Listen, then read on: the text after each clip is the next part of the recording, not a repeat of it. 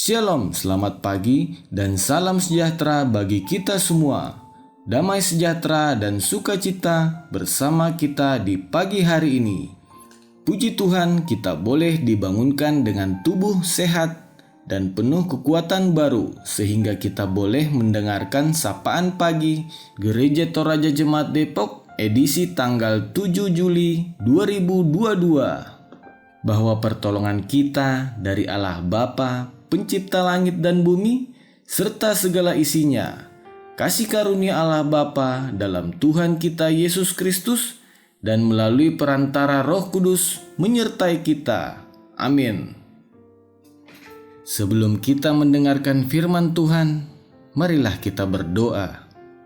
Allah Bapa di sorga, terima kasih ya Tuhan, Engkau boleh membangunkan kami di pagi hari ini dengan tubuh yang sehat dan penuh dengan kekuatan baru yang pastinya asalnya daripadamu. Terima kasih ya Tuhan. Sekarang kami akan mendengarkan firman-Mu di pagi hari ini. Tuntunlah ya Tuhan, agar kami boleh mendengarkannya dengan baik dan melaksanakannya seturut dengan kehendak-Mu. Terima kasih ya Tuhan. Inilah doa kami melalui anak-Mu Yesus Kristus, ialah Tuhan dan Juru Selamat kami yang hidup. Amin. Baik Bapak Ibu, bacaan kita terambil dari Kejadian 41 ayatnya yang ke-37 sampai 49 yang berjudul Yusuf di Mesir sebagai penguasa. Usul itu dipandang baik oleh Firaun dan oleh semua pegawainya. Lalu berkata Firaun kepada pegawainya, "Mungkinkah kita mendapat orang seperti ini, seorang yang penuh dengan roh Allah?" Kata Firaun kepada Yusuf, "Oleh karena Allah telah memberitahukan semua ini kepadamu, tidaklah ada orang yang demikian berakal budi dan bijaksana seperti engkau. Engkaulah menjadi kuasa di atas istanaku, dan kepada perintahmu seluruh rakyatku akan taat. Hanya tahta inilah kelebihanku daripadamu." Selanjutnya Firaun berkata kepada Yusuf, "Dengan ini aku melantik engkau menjadi kuasa atas seluruh tanah Mesir." Sesudah itu Firaun menanggalkan cincin materainya dari jarinya dan mengenakannya pada jari Yusuf. Dipakaikannya lah kepada Yusuf pakaian daripada kain halus dan digantungkannya kalung emas pada lehernya. Lalu Firaun menyuruh menaikkan Yusuf dalam keretanya yang kedua, dan berserulah orang di hadapan Yusuf, "Hormat!" Demikianlah Yusuf dilantik oleh Firaun menjadi kuasa atas seluruh tanah Mesir.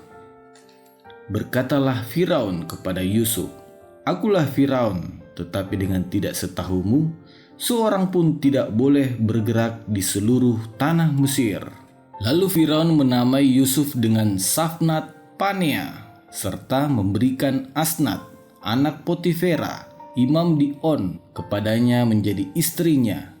Demikianlah Yusuf muncul sebagai kuasa atas seluruh tanah Mesir.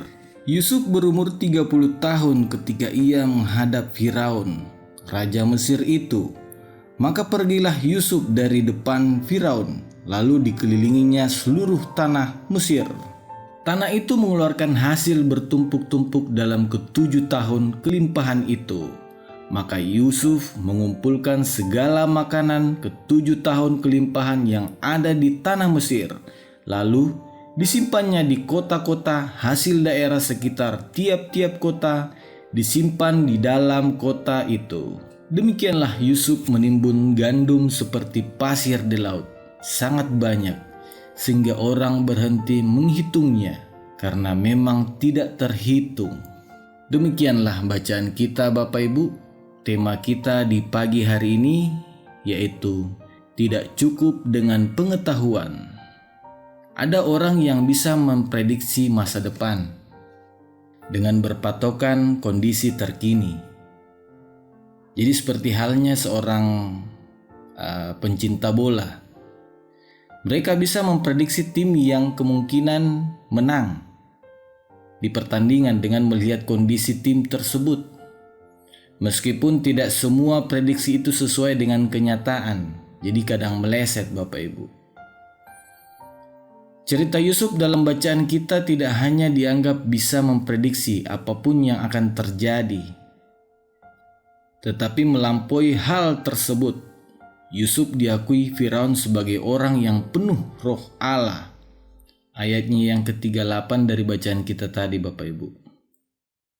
Mengapa Firaun memberi pengakuan seperti itu? Bukankah yang dikatakan oleh Yusuf belum terjadi? Bahkan Firaun sangat yakin dan nyatakan, oleh karena Allah telah memberitahu semuanya ini kepadamu, tidaklah ada orang yang demikian berakal budi dan bijaksana seperti engkau. Ayatnya yang ke-39 dari bacaan kita tadi. Yusuf tidak hanya pandai, tetapi dianggap bijaksana.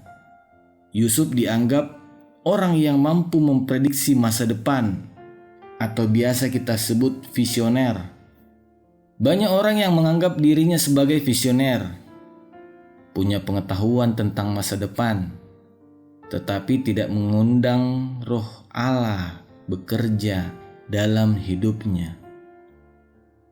Mesir tentu tidak kekurangan orang pengetahuan pada zaman Yusuf, tetapi tidak ada di antara mereka yang bijaksana seperti Yusuf, yang bisa melihat apa yang akan terjadi di masa depan. Yusuf adalah satu-satunya orang yang punya pengetahuan tersebut. Itulah sebabnya Firaun memberi kepercayaan kepada Yusuf sebagai penguasa di Mesir, perdana menteri Bapak Ibu. Pengetahuan kita tidak cukup untuk menuntut kita menuju masa depan yang lebih baik. Hanyalah oleh roh Allah kita dimampukan untuk merancang dan menyongsong masa depan dengan baik dan penuh pengharapan. Amin. Jemaat yang berbahagia, mari kita sehati dalam doa. Mari kita berdoa. Bapa dalam kerajaan sorga, terpuji Engkau Allah Tuhan yang begitu baik bagi kami. Engkau mengizinkan kami istirahat malam dan menjumpai hari yang baru. Terima kasih untuk firman-Mu yang menyapa kami di pagi hari ini memulai aktivitas kami. Kiranya kami menghidupi firman-Mu. Terima kasih untuk Diaken Alfius Pilo Kalalembang yang Tuhan pakai dalam pemberitaan firman. Tuhan terus memberkati hidup pribadinya, keluarganya, karyanya, dan pelayanannya.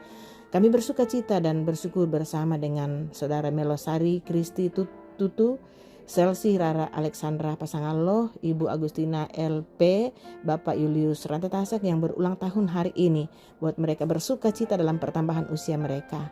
Kami juga berduka cita bersama dengan anak-anak Tuhan yang berduka cita, keluarga Bapak Patana Sakung, di mana Tuhan memanggil kembali almarhum Martinus, anak kekasih. Tuhan menghibur semua keluarga dimanapun berada, dan rencana hari ini almarhum akan dibawa ke kampung halaman yang selanjutnya akan dimakamkan.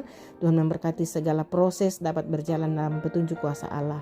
Begitu juga dengan keluarga Ibu Vivi Rosita yang berduka cita atas meninggalnya kakak terkasih kemarin atas nama Didi. Tuhan menghiburkan, Tuhan menguatkan, dan hari ini Ibu Vivi berencana pulang ke Toraja. Tuhan memberkati perjalanannya. Semua anak-anak Tuhan yang bergumul, berduka cita, yang sakit, Tuhan dimanapun mereka berada, Engkau menguatkan, Engkau menyertai, dan Engkau menolong mereka semua. Tuhan, peliharakan hidup kami hari ini. Pemerintah bangsa negara kami Tuhan berkati. Peliharakan kami dalam Kristus Yesus kami berdoa. Amin. Arahkan hati dan pikiranmu kepada Tuhan dan terimalah berkat-Nya. Damai sejahtera Allah yang melampaui segala akal akan memelihara hati dan pikiranmu dalam Kristus Yesus dengan pertolongan Roh Allah yang kudus. Amin. Demikian sapaan pagi bersama Majelis Gereja Toraja Jemaat Depok. Selamat berkarya, selamat beraktivitas dengan penuh semangat. Tuhan Yesus memberkati.